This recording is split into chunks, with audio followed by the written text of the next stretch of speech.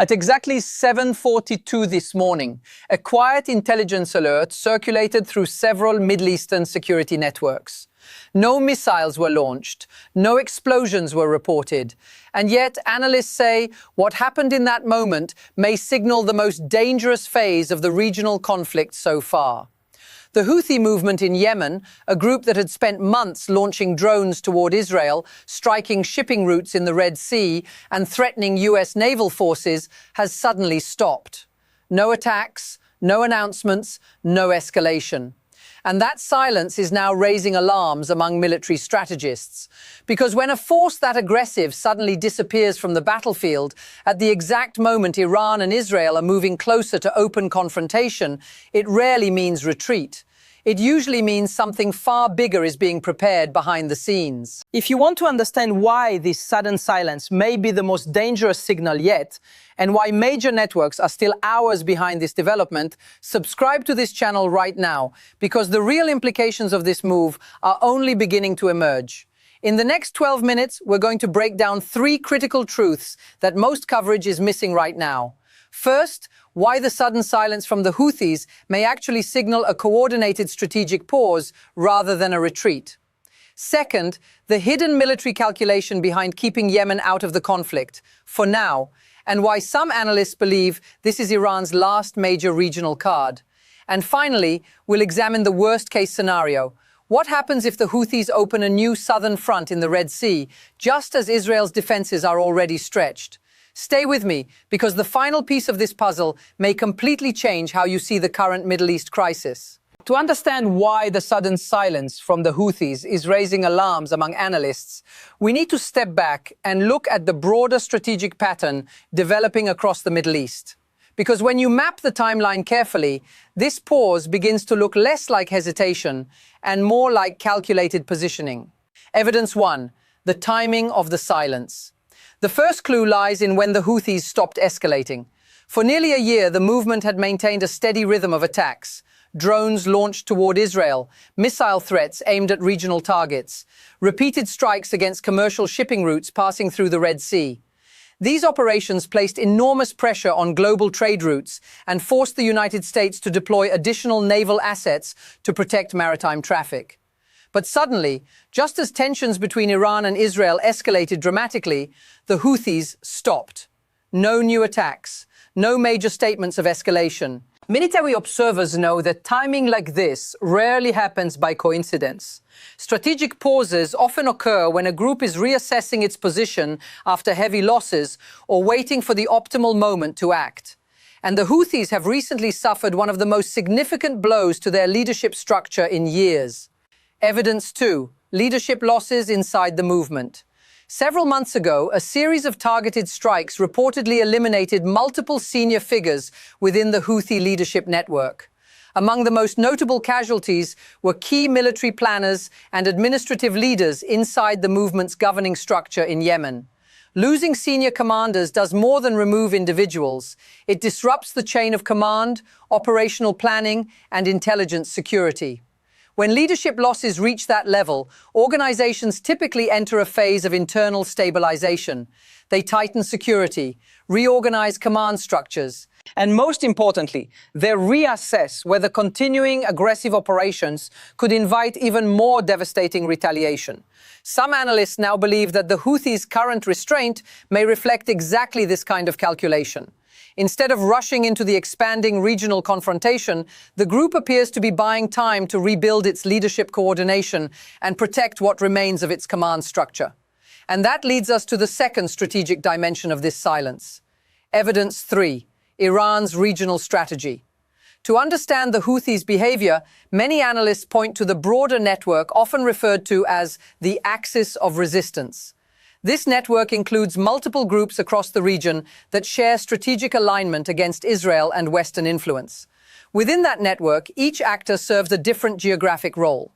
Lebanon provides northern pressure through Hezbollah. Iraq offers militia networks capable of targeting US interests. And Yemen, through the Houthis, controls access to one of the world's most critical maritime corridors, the Red Sea. From a strategic standpoint, that location gives the Houthis enormous leverage.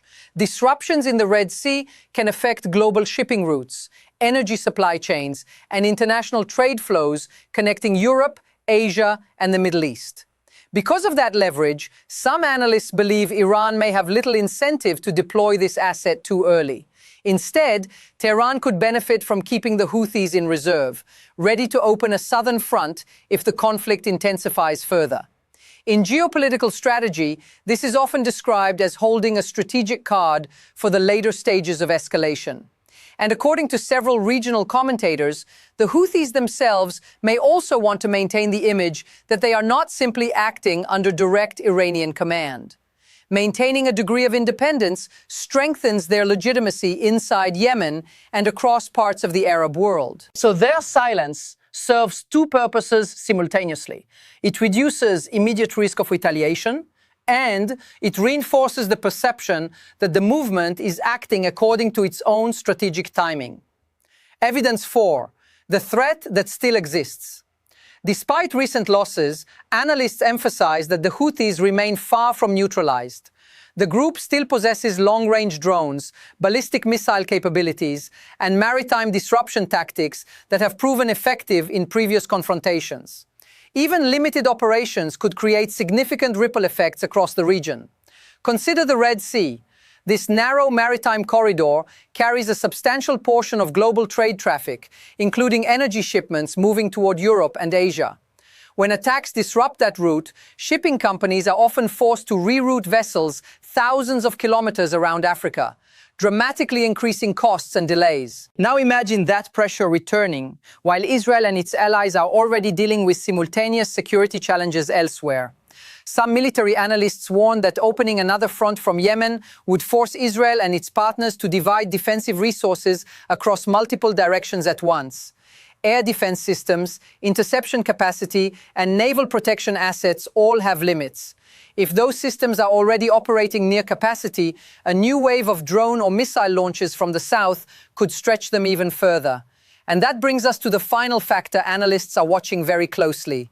Evidence 5. The psychological dimension. Conflict is not only about weapons and territory, it is also about morale and perception. For groups aligned with Iran, the Islamic Republic often serves as both a political partner and a symbolic center of resistance.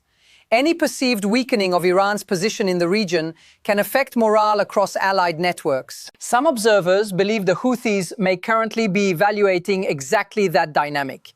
If Iran stabilizes its position, the broader alliance may regain confidence. But if instability grows, the strategic calculations of its partners, including the Houthis, could shift dramatically. This uncertainty is one reason analysts describe the current moment as a strategic waiting period. The Houthis are watching. Regional powers are watching. And the next move from Yemen could depend entirely on how the broader confrontation between Iran, Israel, and their respective allies unfolds. At this stage, one thing is clear. The Houthis' silence is not the end of their role in this conflict. It may simply be the calm before a much larger decision.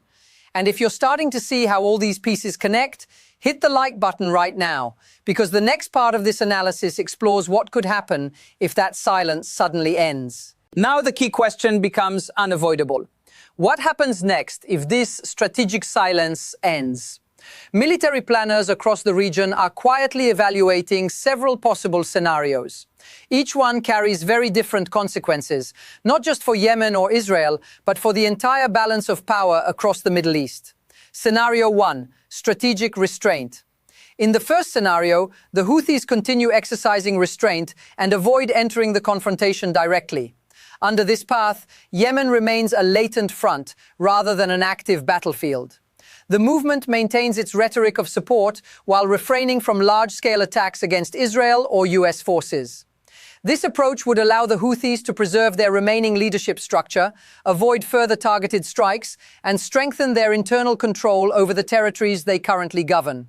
For Iran and its regional partners, this option keeps a powerful card in reserve without triggering immediate retaliation. In geopolitical strategy, restraint can sometimes be the most powerful move because it preserves uncertainty.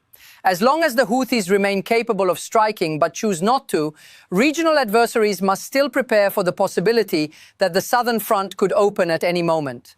But that scenario depends on one critical condition: that the broader regional war does not escalate further. If tensions continue rising, the calculation could change very quickly. Scenario 2, limited escalation.